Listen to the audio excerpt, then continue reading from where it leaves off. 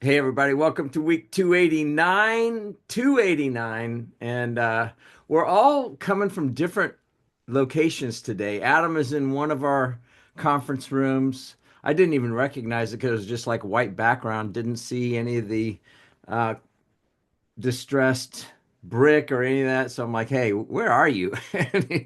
So okay, he's in one of our conference rooms. I'm coming from home because FedEx has supposed to been delivering a signature required thing since Monday, and every day it will be somebody's got to be there. I'm like, so today is my turn. My wife has dutifully done it for the last 3 days. So anyway, and Jack, looks like you are at home.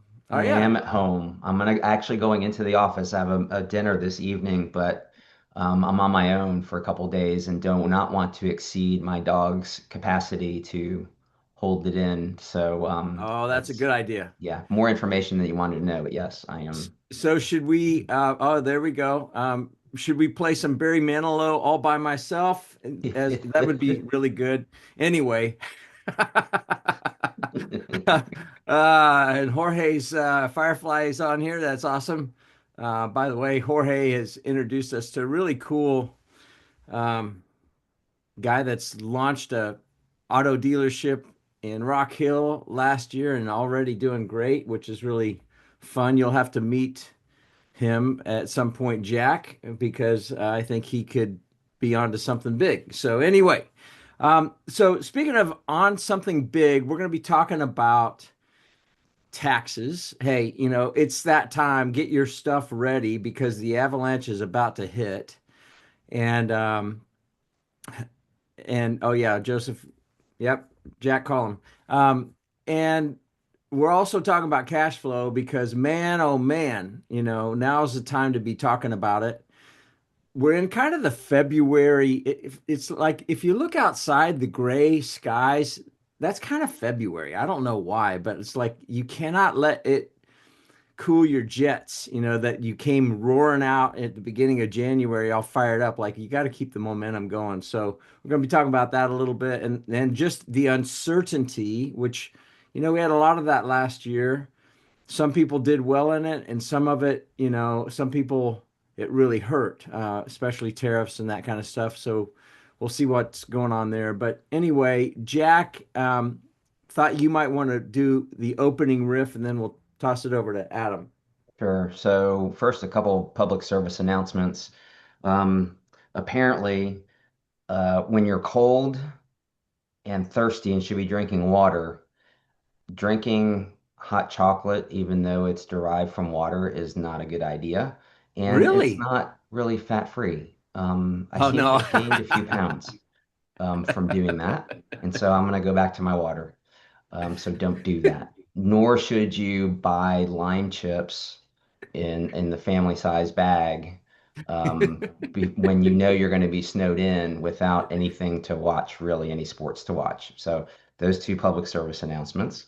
Um, I want to share with you. I was reading an article, and this is actually on ABC News, and it was a good kind of summary of what happened earlier this week with avoiding the full shutdown. So we are still in kind of a partial shutdown with respect to certain funding. But so I'm going to read to you the report from about 24 hours ago.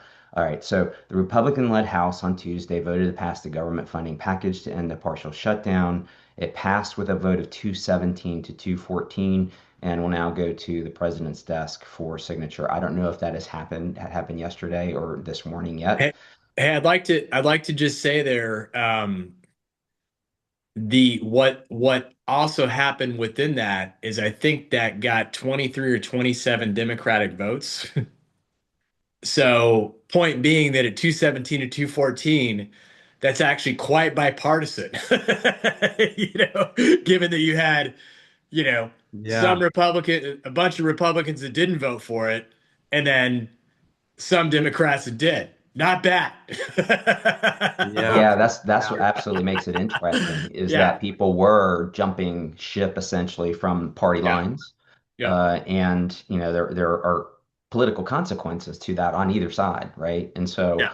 All right, so measure provides for funding for Pentagon, education, treasury, labor, short-term measure for Homeland Security, which means through the end of next week. Yeah, so lawmakers in both chambers remain far apart, have until February 13th to keep DHS funded. TSA, Coast Guard, Customs, Secret Service, FEMA would be impacted. ICE would not be impacted because they already received money through the prior bill that was passed, the big, beautiful bill. Okay, so here's the drama. Earlier, after some drama and delay, the House passed a key procedural hurdle that set the later vote with Republican Thomas Massie of Kentucky as the only no vote, along with all Democrats. Vote was held open for 45 minutes as several Republicans held out on casting their votes. Republican leaders ultimately worked the holdouts to secure enough votes to advance the package. Um, and then they talk about, okay, what happened on the other side with Hakeem Jeffries and Democratic leaders. And then it goes into various details about that. But yeah, that's why I wanted to bring it up is because it was very interesting. And you see, if you watch any of the political channels and some of the people that actually I think were brave in getting on. So you have some Republicans that were invited to join in on Fox News, and you have some Democrats that were invited to join in on CNN and others that were defending their positions. And, sort of the hosts were sort of more kind than they might have been otherwise, but they were, basically pushing the party lines in those interviews. So, in other news, just some statistics, applications for the joblessness or for jobs rose by like 20,000 people or applications. And so it is an indication that maybe the unemployment rates are rising a little bit.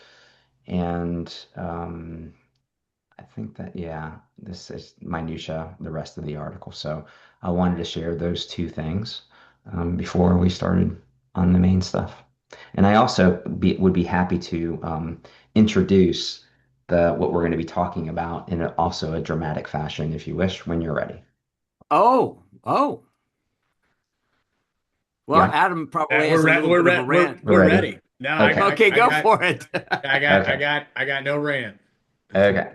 So the topic of the day is taxes, cash flow, and uncertainty, why February feels heavier than it should. So let me set the scene. February, feeling like you're in a pressure cooker a little bit. You've gotten through 1 month of Q1 and you're monitoring your cash and your cash flow, what's coming in, what you're spending. All of that holiday revenue is behind you, and all the money you made, all the numbers go back to zero, right? Payroll and vendors are not slowing down. They want their money. Your employees want the money. Your CPAs, your very assertive CPAs are asking you questions that you may or may not be able to answer. Banks are suddenly focused on your forecast, and buyers and lenders are watching working capital. So, friends, February is not just about taxes. It's about when your past decisions collide with your current situation. And action. That's dramatic. Wow. I don't know what got into me this morning. Yeah, I think if you played some Michael Myers Halloween music, it really would put us all on, a good appropriate edge. Either that or like whatever it is, Requiem from Platoon. I'm just It trying may be to my second cup of coffee because I'm cold in my house and I'm not going to turn up the heat. So I'm just drinking more caffeine that Oh, just hey, helped me jump. so speaking of that, I have to do like I think we need to start bringing in a sponsor. Like I want to get a sponsorship. So this segment is brought to you by Mudwater. If you've not tried expensive but pretty good tasting mushroom coffee, and I'm not even a coffee person, but it's expensive, but it's supposed to be good for you. And it's kind of like cocoa meets chai. So it's got a little kick to it. It's a little like some Mexican chocolate that I've had before, where it has a little kick to it. So anyway, So what you're um, saying better than Nestle hot chocolate, oh essentially. yeah, and Yeah, it's okay. and it's only 35 cal or 20 calories. I mean, come on, come on, dude. So anyway, Yeah. Adam, rescue us. Yeah, I'm not. Yeah, we've gotten off kilter here. I'm not drinking the fungi. Yeah, so I appreciate the lead as we're kind of talking about future webinar topics and hey, what are business owners typically thinking about, by month and having that be the theme for the month. So thank you for that, Jack and ChatGPT. But when it comes to cash flow and in February being the cruelest month, it's kind of like, geez, it's also the shortest month. So you think, can I just ride the lightning, and make it through this thing? Um, I think your characterization, Jack, is pretty spot on. The punchline that we're going to get to, as we did in the January segments, is hey, planning actually makes all of this somewhat avoidable. So there are some discrete action steps that you can take. But I kind of, when I think about like, well, what does February feel like as a business owner? And I put that in my own life, you know, that's called miss lunch, didn't prepare anything at home for dinner. I'm hangry and no tables are open. Like that, like in other words, like this was a very avoidable you know set of circumstances. And now my family's not talking to me and I'm just eating a bag of Doritos. So like that, and then the shame and guilt spiral about the fact that I just ate a bag of Doritos, afterwards. So like all of this was very avoidable with some preparation. But if you think about like what happens in February in particular, Jack kind of nailed it. What if I didn't prepare at all, just stuff's happening. And if you think about, January rolling into February in particular, well, other companies are just coming back from vacations from January. They may be slow to get caught up in terms of paying their bills. So if you're waiting on customer payments, that's part of the deal. If you've been waiting on contracts to close so you can generate sales and generate revenue, people are still shaking off the cobwebs from Christmas. They're just seeing their own year-end results, trying to make it through performance evaluations and raises. So like people are just, kind of looking at that back half of December and the first half of January. I mean, that kind of can just get loaded up with like stuff that's not necessarily revenue or cash flow generating. Both because whatever you're doing in your company, everybody else is doing in their own company. And you're just the trickle down effect. I mean, at BGW, we can see it like clockwork. Like people stop paying us usually about December 20 something, and they don't start paying us again until January 10th or January 15th. So I have a very predictable middle window of about 3 weeks where cash is just going to trickle in, relative to what I need. But at the same time, I've got all those pesky employees that would like bonuses. And as much as I tell myself that maybe I should consider, redoing my bonus calendar to pay in the summer, I don't, because people are used to it at the end of the year. People also want their raises. Those are usually effective January 1st. So what happens there? I've got the same problem. Now I've got an increased cash flow burden. Um, Stupid landlord, has a rent escalator, likely. Um, to Jack's point, stupid taxes, estimated tax payments are due January 15th, um, to wrap up the year. Plus, I need to be hoarding cash for April 15th, and possibly March 15th. So that's going to be a drain. So, overall, regardless of what happens to my sales between January and the end of the first quarter, if I'm a growing business, I've got an outsized cash flow requirement. So no matter what, if I don't plan for it, it's going to be painful. But then what can happen is, let's say you didn't prepare at all and it just sucks. But let's say you've actually followed the prior BGW advice and Shoemaker advice. You actually created a budget. You're planning ahead a little bit, and then you get the January results and you're not on plan. You know, are you not you're like, one school of thought would be, well, it's just January, like I can always make it up. The other school of thought is, oh my God, maybe my plan sucks. you know, and more often than not, people gravitate towards the latter.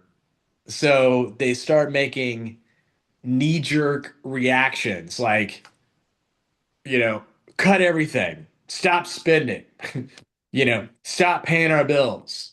We got to catch up, and these are all just the cumulative effect of a bunch of prior decisions that you could have made that just have consequences later on down the road. Another one of our favorites in CPA world, again, this just really sucks, but generally speaking, I don't know, Jack, most of our clients don't like paying their tax bill. And if we can come up with a creative strategy about how to not pay it, we're going to give it to you. But the problem that it creates is that don't, Gary, don't tell this to any prospects. Eventually, you've implemented every idea we have. And there's just there aren't any more ideas that create one-time deferrals of tax obligations.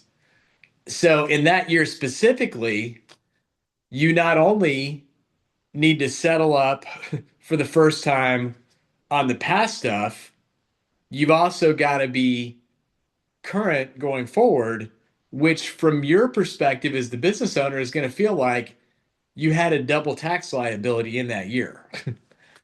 Again, it's all very predictable and foreseeable if you plan ahead for it. And we tell people, but it's like sometimes they just don't like, the message.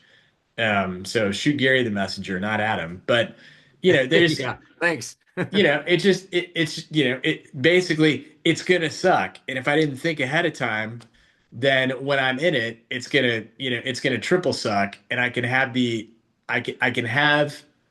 um I can go into panic. The other thing that happens in our world is we get raged upon as if somehow it's our fault. It's like, how dare you not do something about this tax liability? It's like, well, what about the 7 years I did do something about it? And I've been telling you every year, this is the year. Like, so, it all, these are all, these are just all things that come up that go back to, how eventually the piper comes.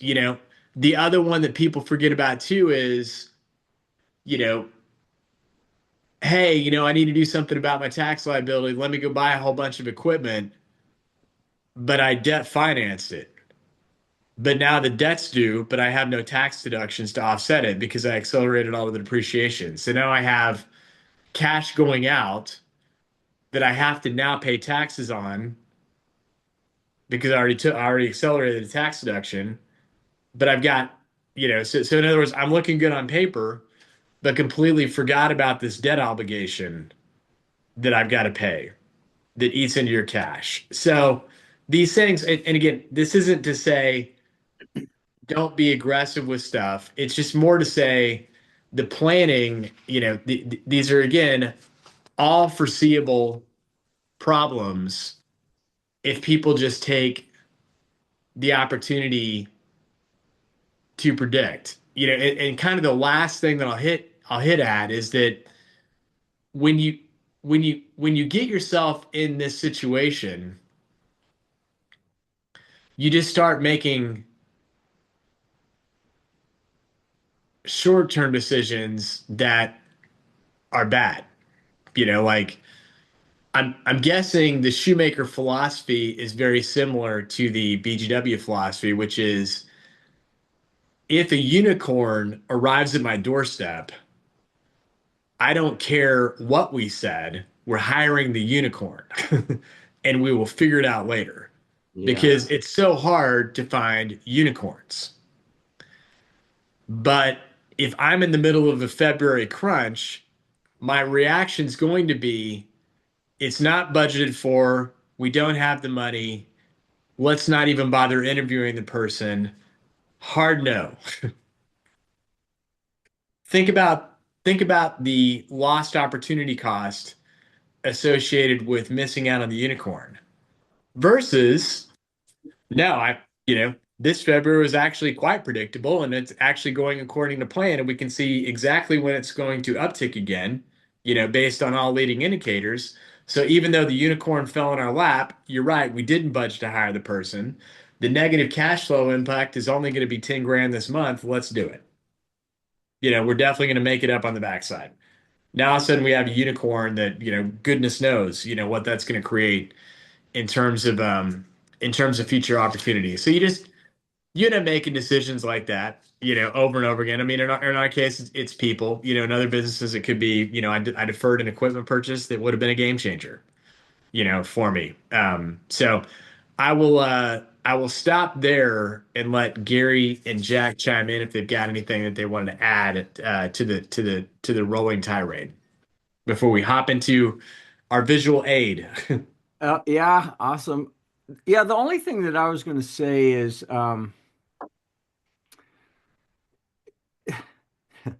you could always go to Flat Bill TikTok guy that could probably throw you in jail for, don't pay your taxes. It's illegal anyway, or whatever, right? That may be tempting, but I probably wouldn't do it. Um, the one thing that I'd like you to touch on, though, Adam, is there's this balance because we are known for being pretty aggressive in the tax code while still keeping you out of trouble with the IRS. Like we're known for that.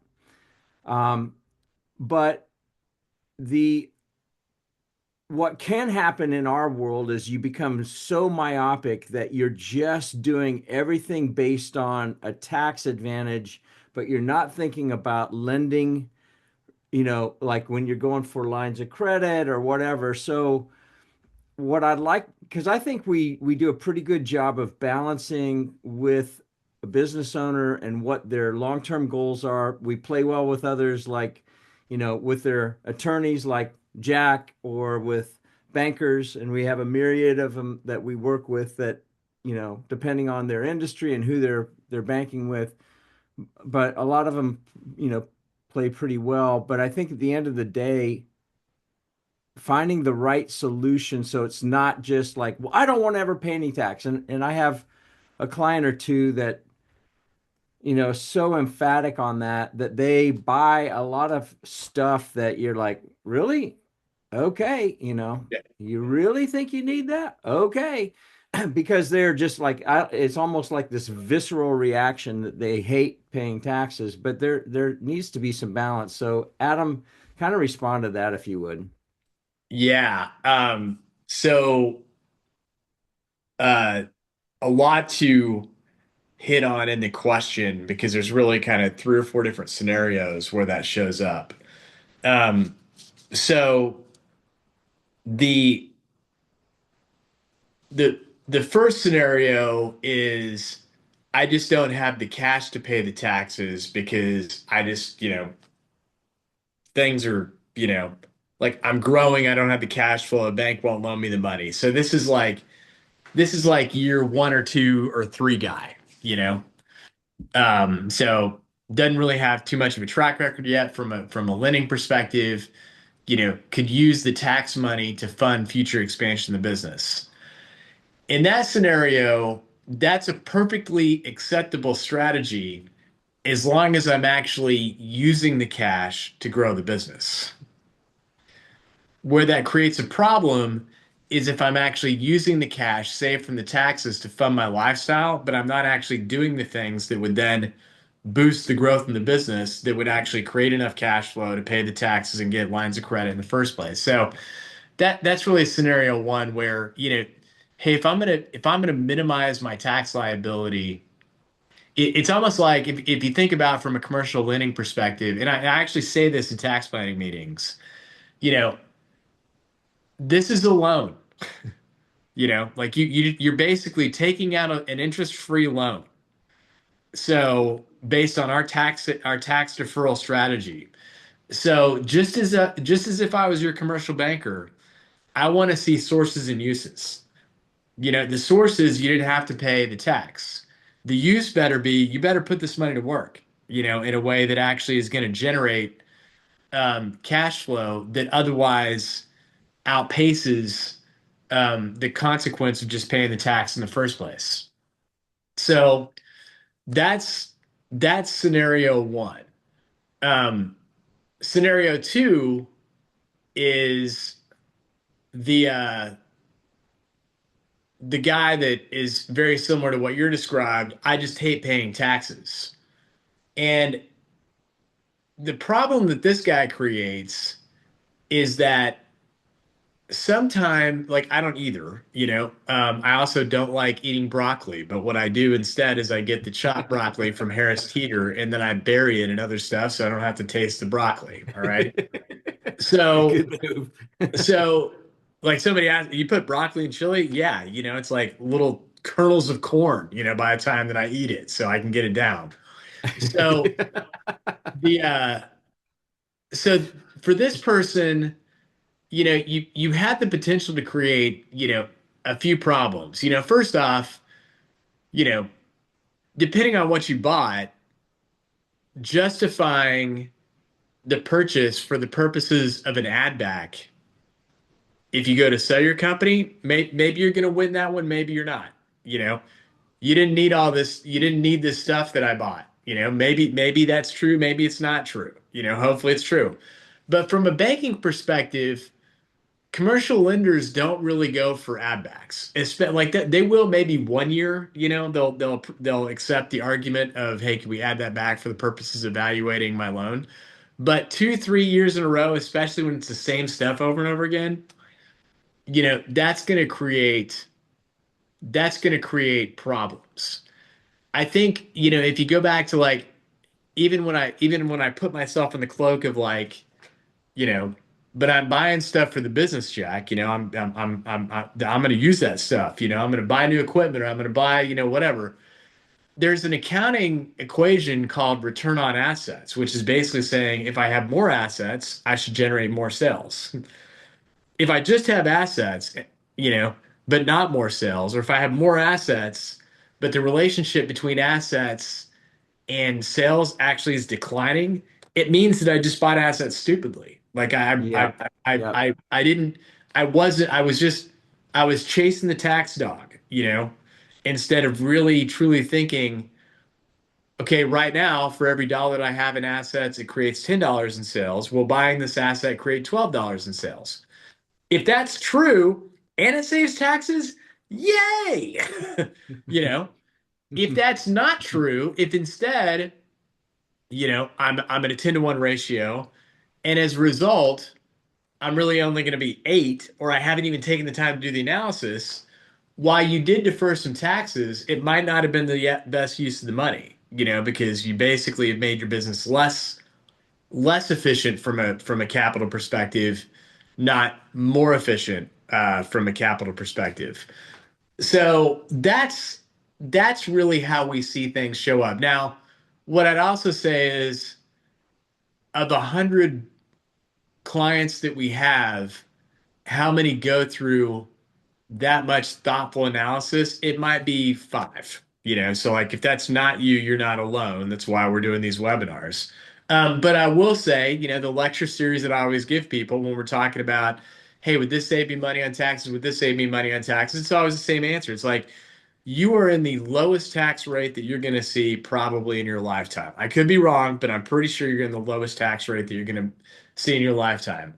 So if you're not going to pay the tax and then put the money under your mattress, you're an idiot because you're eventually going to have to pay the tax. Why not Hmm. pay it at a lower rate? If instead you're going to not pay the tax and you're going to earn 15 to 20% on it by either reinvesting into the business or investing it somewhere else, you got my vote. Let's do it all day long because that's a good return. And I want to go back to something you said a little while ago about and it's related to stress. And we spend a lot of time talking about being prepared and setting a path and setting a budget, but then reviewing the budget. And as you were talking about, okay, then something comes at you, whether it's a new hire, the unicorn, and you just haven't planned for it.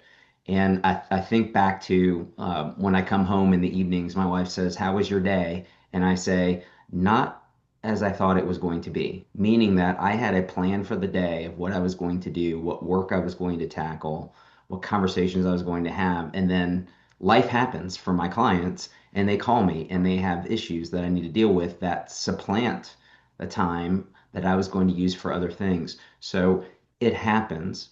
But in the business context, in relation to cash and cash flow, what it does is it is an unexpected drain on your cash flow, which might lead you then to tap into a letter of credit or line of credit.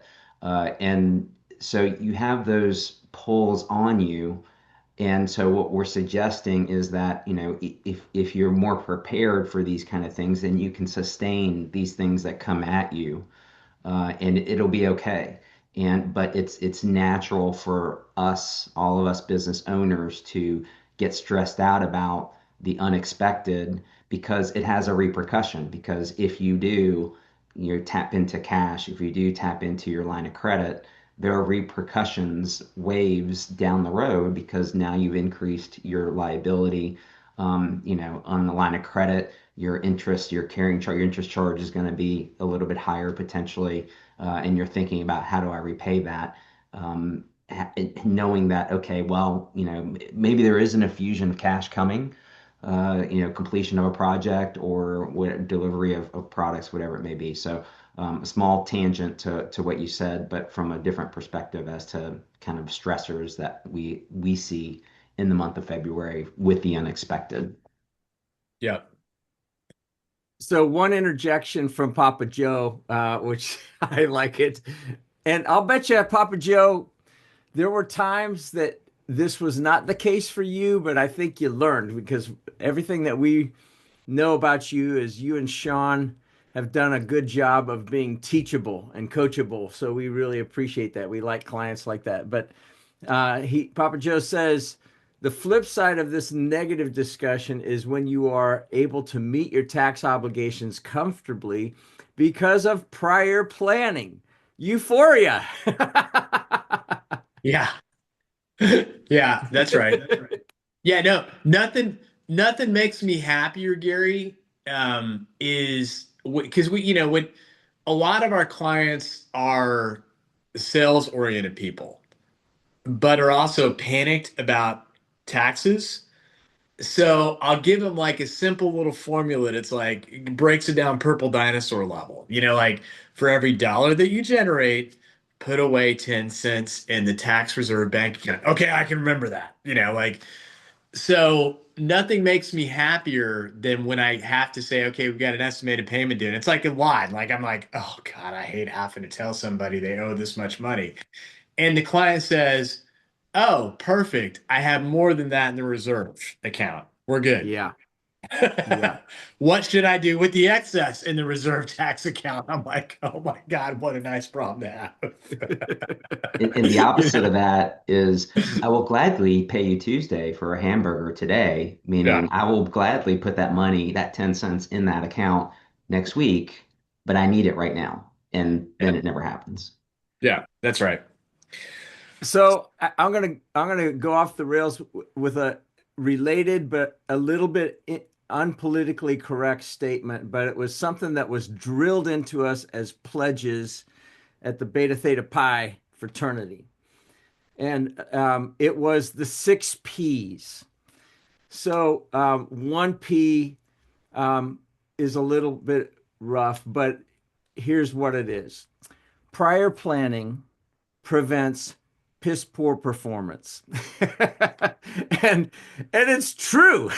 you know, it's true. So anyway, I'll never forget the six P's that I learned when I was 18 and going through pledge training and being treated very poorly by the active chapter.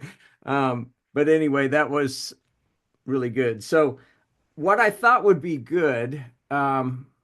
Oh, so Joseph, he weighs in on this, putting that money in a bank account or CD, so you can't get it plus gain higher interest is a question mark.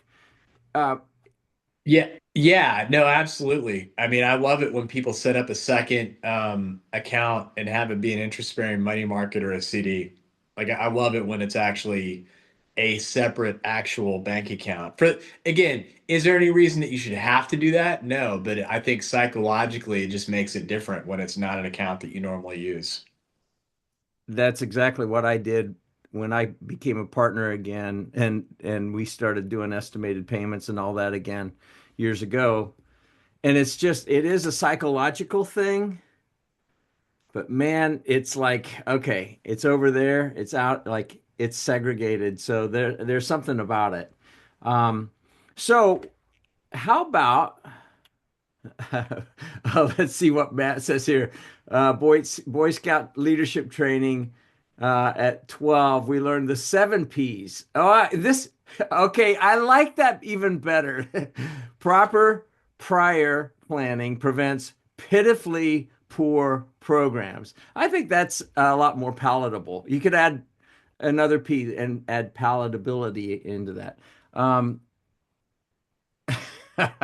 Joe's tax savings account at his bank earned 12.26. You might want to look at changing banks.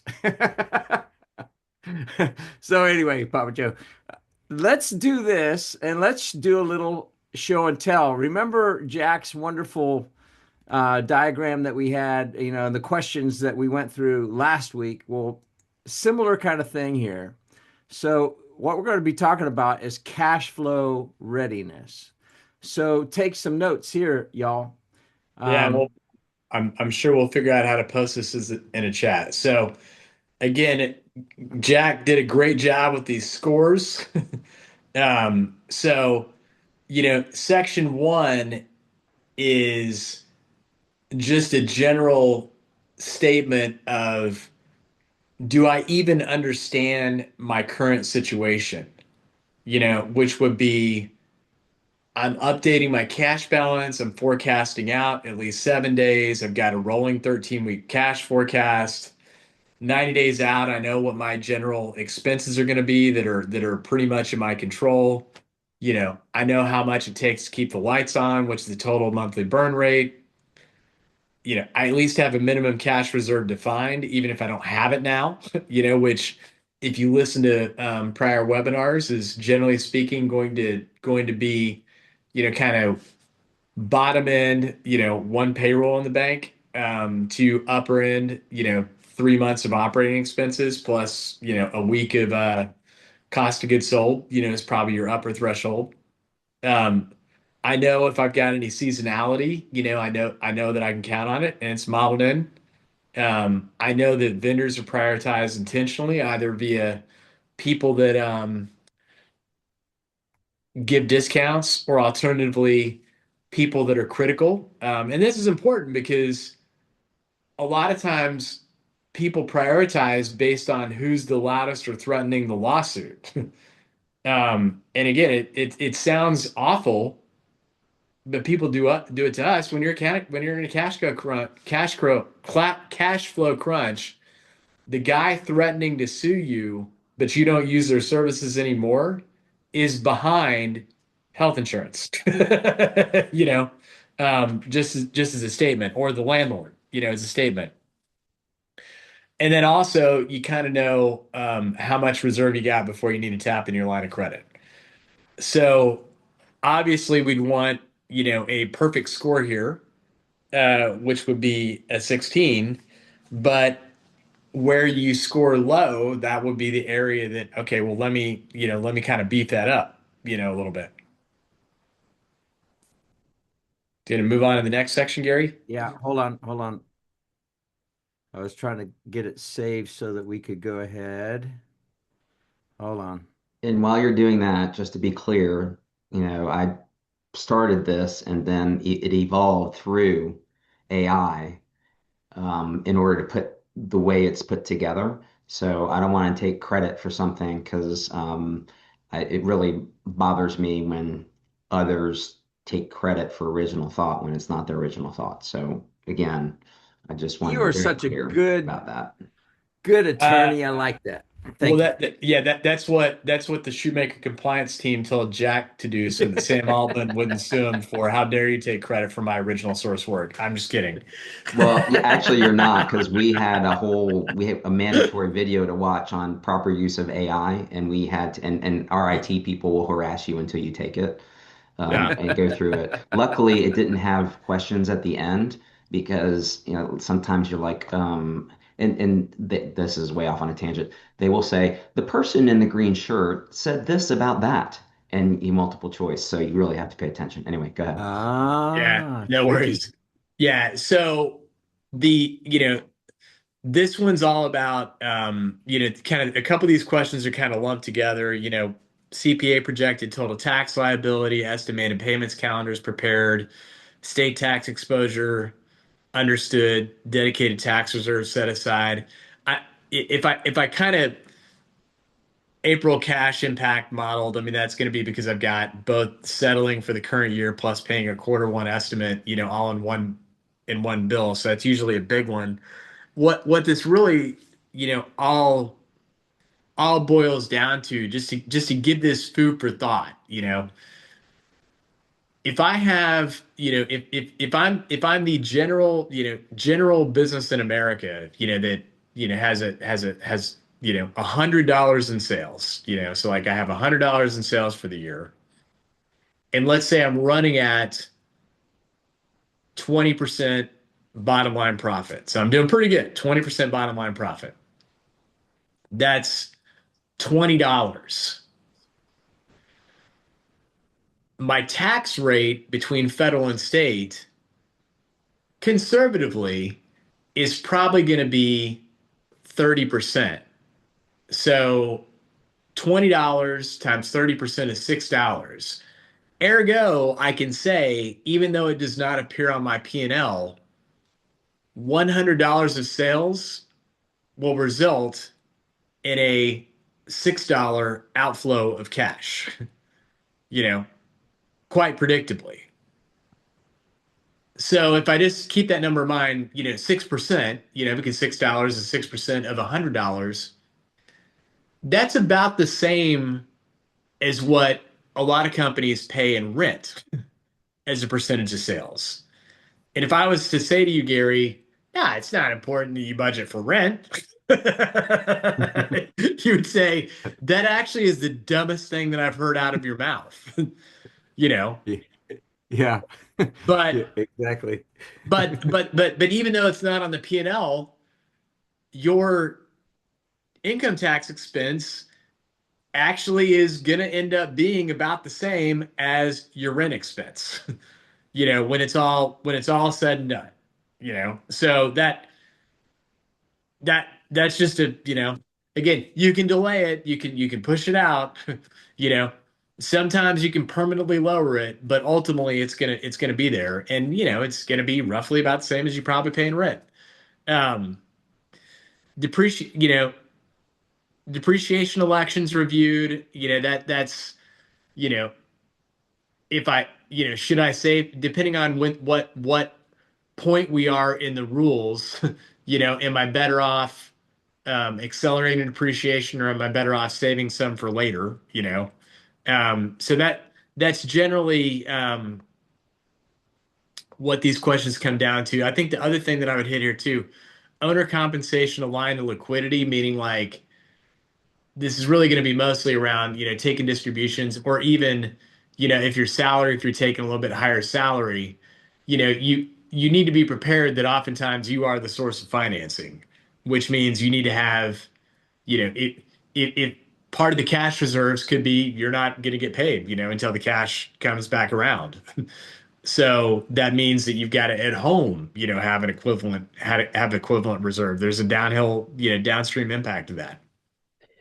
A comment on depreciation, which I'm sure you guys see, is that newly acquired assets and a presumption that we're just going to treat it, the people who are doing the books internally just assume.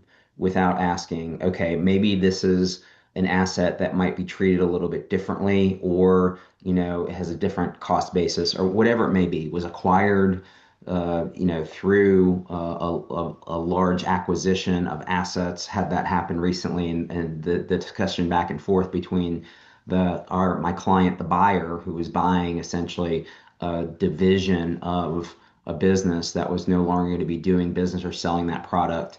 And so there was discussion about that. There were presumptions that were being made that by both sides, that when the attorneys got a hold of it, they talked to the relevant uh, accounting professionals, and then there was a determination, but there was assumptions made. So that's why, review of your depreciation schedule on your assets is important.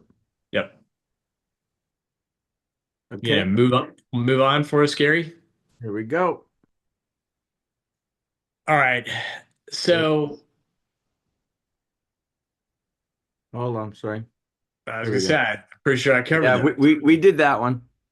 Yeah. Connected to. So from this perspective, this one kind of gets to, main uncertainty drivers identified, being like, hey, what are the things that we don't know? So at least we know what we don't know.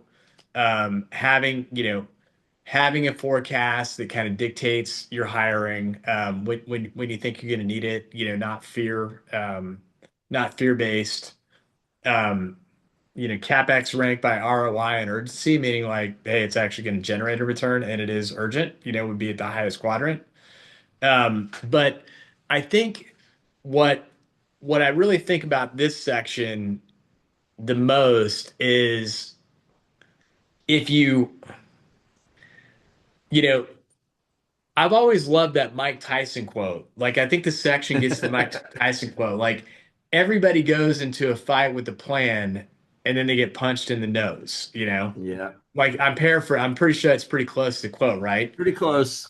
But if you think about that, that's a great quote, because it means that, well, now I need to, now my plan is different. Like, I was not expecting to get punched in the nose, or like, hey, it shook me off my game, like I had something uncertain happen.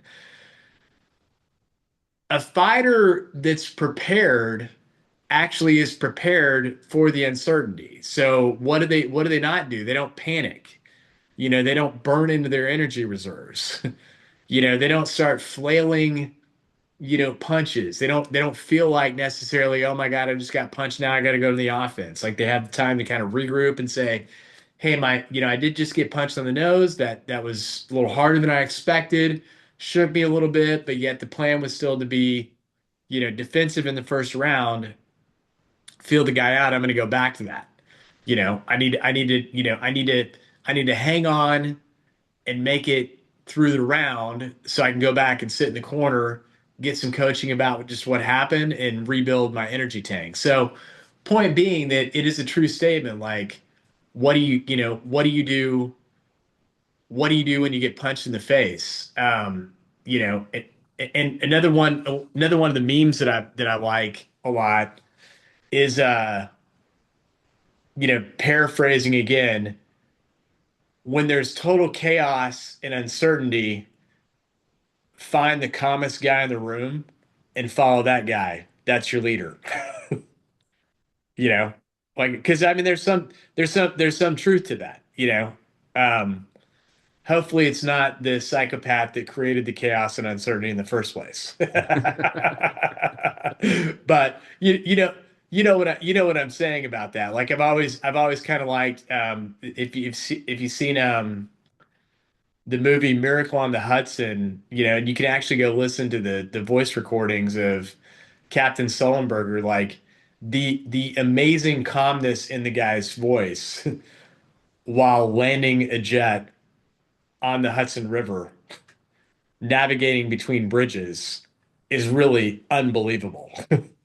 Because I'm guessing he wasn't planning for that morning, on the flight. So I really think that's what this section kind of comes down to, is preparing yourself that there will be uncertainty. You won't know what it is, but how are you going to react when it does come up? Yep, good. Section 4, the fog.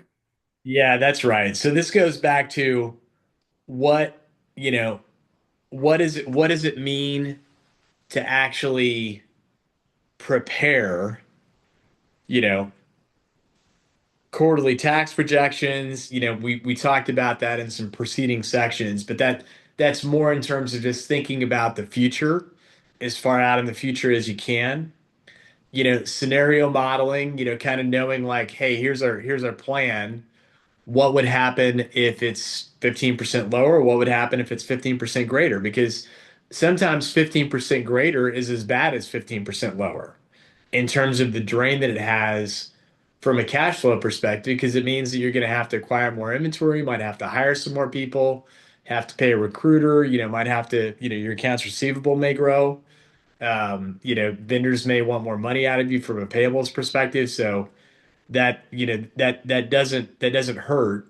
Kind of knowing ahead of time, when are we gonna, when would we spend more money? Like what are the predefined trigger points that we might buy more equipment, buy a new car, buy more inventory that hits the CapEx triggers defined. And also the more that you can share your plans and how you're proceeding with the plans, the more assurance that you're going to get from a banker who may be critical to your capital plan, but at the same time, from a CPA, like you talk to me about what your plan is, I can challenge your assumptions, maybe point the holes in it, but at least help with that quarterly tax projection, you know, in addition to giving you an attaboy.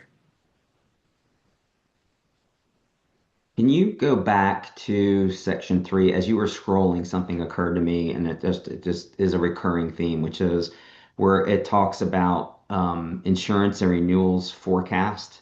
I would also say, review of insurance, meaning buy sell insurance, and that Yep. seems to come Yeah. up, and we have suggested year after year in doing this webinar that this is a good time to review that specifically, either at the end of the year, prior year, or beginning of the next year, which is when many of you have set up your operating agreements or your shareholders agreements, there is likely what we typically refer to as a buy-sell provision in there, which is what happens when someone gets hit by a bus, or they get fired, or they are disabled, and there's certain triggering events and mandatory purchases, or at least mandatory offers to sell under certain circumstances. Many times, those are funded through an insurance policy. And whether it's an insurance policy usually on the person, and then it varies whether the company owns the policy or the other individual owns the policy.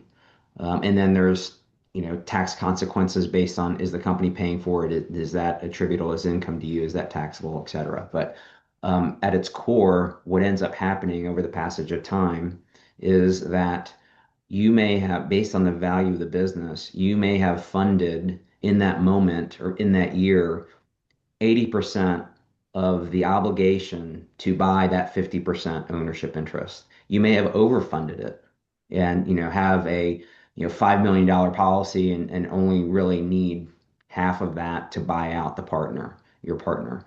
But what happens over the course of time, hopefully, as your business value increases, then the percentage of what those insurance proceeds decreases.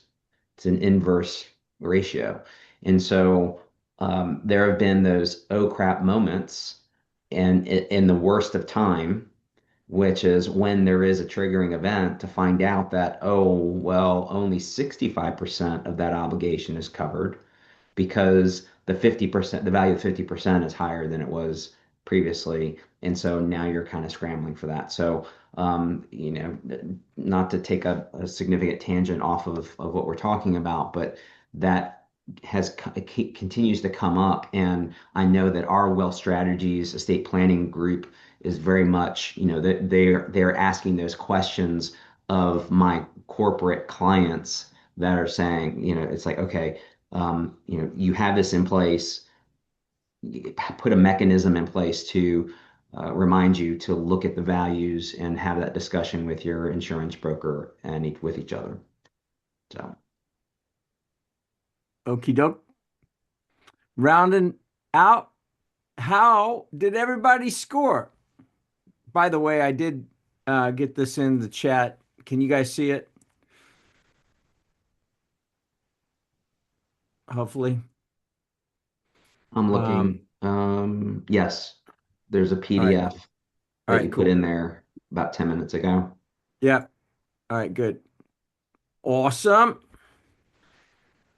Hopefully that helps. I mean, it's funny if you don't become intentional about this stuff, the inertia just keeps the machine rolling and we don't actually address any of this stuff because there's always the tyranny of the urgent crashing across the bow of the ship and we're dealing with that. But it's like we have to be intentional about carving out some time.